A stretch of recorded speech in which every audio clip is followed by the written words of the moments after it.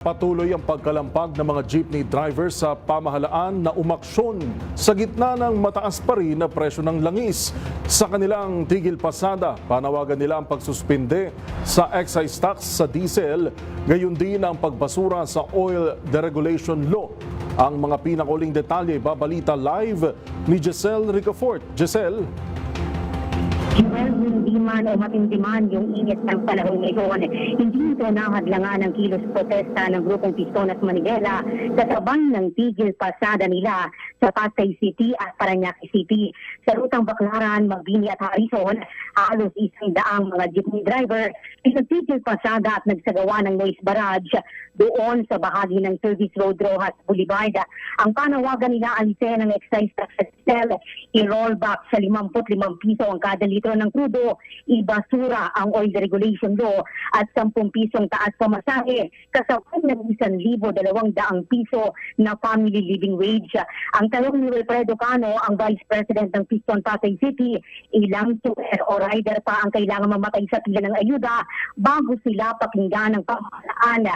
Tinawag niyang Ninas Kugo ng gobyerno na saka lamang anya nagbibigay ng kagyat na tulong kapag may nakakauna silang kasamahan. Itiniin ng grupo na literal na buhay ang kapalit ng barya-barya lamang mula sa gobyerno na manhid umano sa paghihirap ng mga ordinaryong mamamayan. Pakinggan natin. Kami na ring driver ang namamatay sa pagpila sa ayudang yan. Ang sinasabi nila, iisa-isahin. Hanggang ngayon, tukod ang gobyerno. Ilang pamilya pa, ilang manggagawa pa, ilang mga tsuperbang mamamatay bago ibigay ang hinihingi ng bawat driver. Uubusin muna kaming driver para matugunan ang pangangailangan namin. Sa Sukat, Parañaque City naman nasa 60 na pong mga tsoper. Hindi pumasada sa pag-asa na sa pagkakataong ito hindi na raw magiging ding sa kanila yung gobyerno. Nakiusap si Jason Pagilagutan, ang Pangulo ng Parañaque City Jeepney Operators and Drivers Association, kay Pangulong Bongbong Marcos Jr. na ibigay yung hinihingi nilang rollback. Kaya naman palaan niya ng pamahalaan na magdikta ng presyo ng mga produktong petrolyo na yung umiiral yung National Energy Emergency. Pakinggan natin ang lidera. Kaya pala na gawin ng gobyerno yung pagpapatupad ng mga rollback. Dapat gampanan po na talaga nila yun para makinabang naman at hindi mahirapan driver at operator. At siyempre mga mamamayan. May rollback pa sana. Bagamat kami natutuwa na nag-rollback ngayon, nakakulang pa.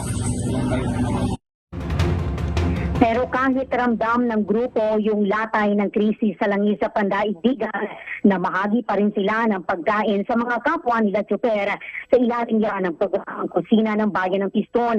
Kanin at adobong manok yung kanilang ipinamimigay maski doon sa mga tsuper na hindi miyembro ng kanilang grupo at tuloy sa pamamasada ngayon. Ang sabi ng leader, sino-sino pa ba yung magtutungan kundi sila-sila lamang na talagang nakararamdam ng hirap sa lansangan. Sa panig naman ng MMDA, hindi raw ramdam yung pasada sa parehong ruta dahil bukod sa marami pang jeepney yung pumapasada ngayon, may alok ding libre sa yung mga lupan na pamahalaan. Para sa NBC TV Network News, ito si Giselle Ricafort para sa DZRH sa Pilipinas, una sa Pilipino. Nagulat ng live mula Southern Metro Manila. Maraming salamat, Giselle Ricafort.